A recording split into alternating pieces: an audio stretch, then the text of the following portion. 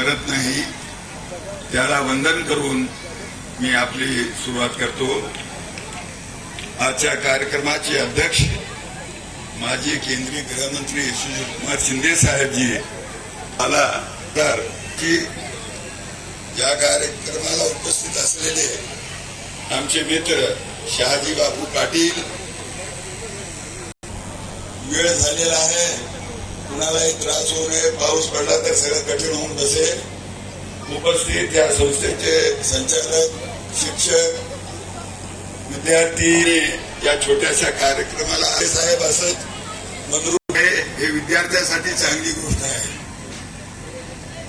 हे बांधकाम जे मी करत आहे हे लहानसं हायस्कूल गावात होतं, परंतु तिथे जागा पुरत नव्हती म्हणून तिथे 2 एकर जमीन मला म्हेत्रे सरांनी दिलेली आहे।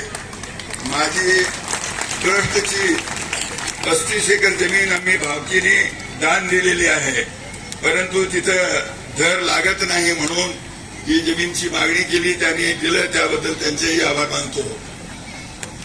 आणि आज मी हे हायस्कूल बद्दल जे या गावात काही नव्हतं, फक्त 7वी पर्यंत शाळा होती, मी सुद्धा माझ्या गावातच 7वी पर्यंत शाळा शिकली।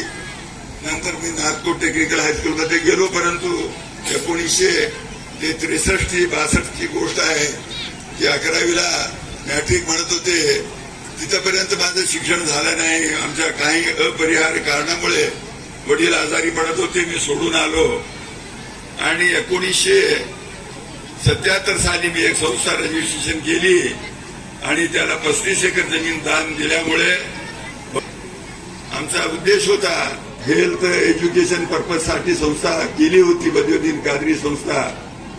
मग 1985 साली म्हणजे 82 साली कमळे गुरुजींनी मला त्यांच्या संस्थेचे अध्यक्ष केले।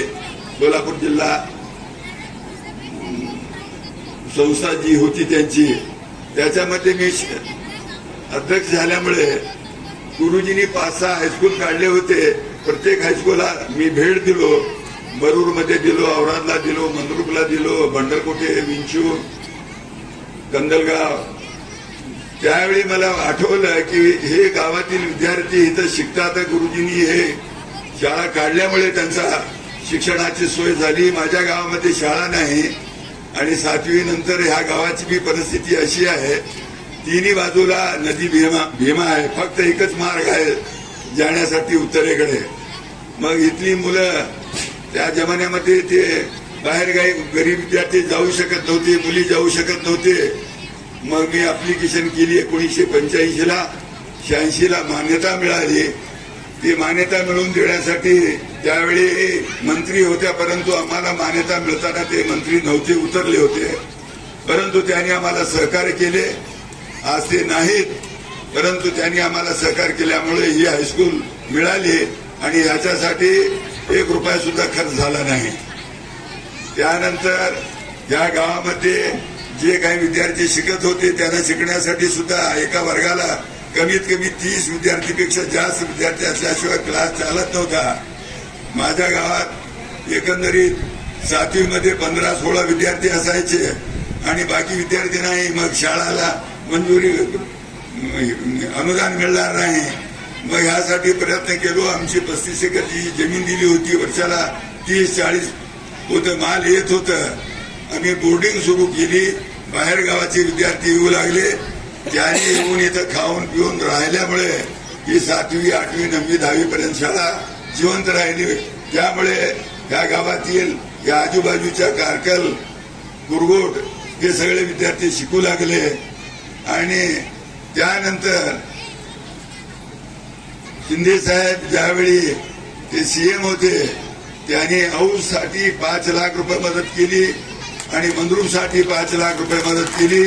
त्यांचं मोठं आम्हाला सहकार्य मिळालं। बाकीच्या माझी ताकद जेवढी ती मी घातलं, काही शिक्षकांनी पैसे दिले, ते काय लपून ठेवलं तर चालत नाही, त्यांच्याकडून ते पैसे घेतले।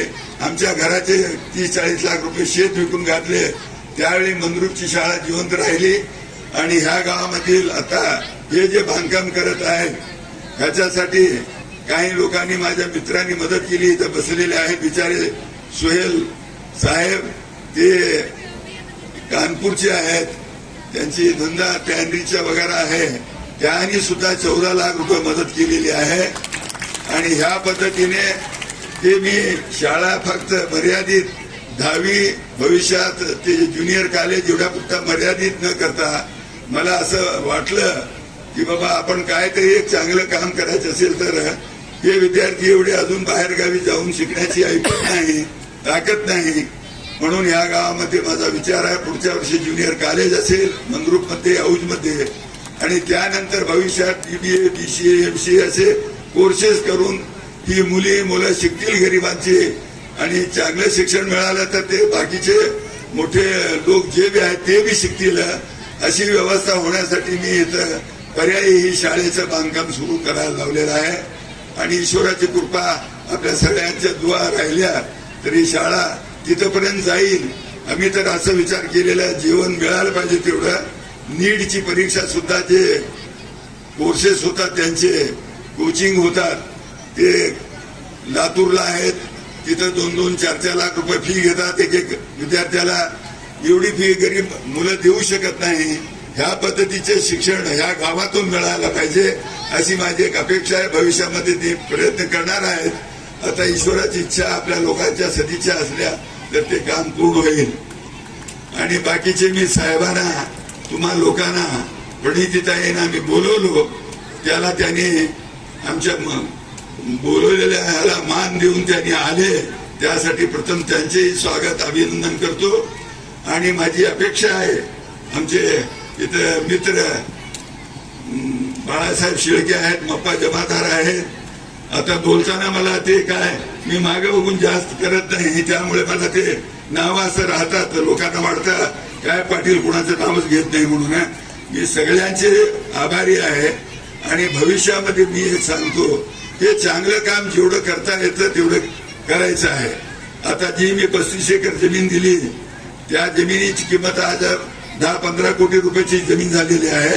हे चिराजीत राहणार आहे ती जमीन, आम्ही राहणार नाही, परंतु त्याचे येणारे उत्पन्न गरिबासाठी मदत हमेशा मिळत राहील.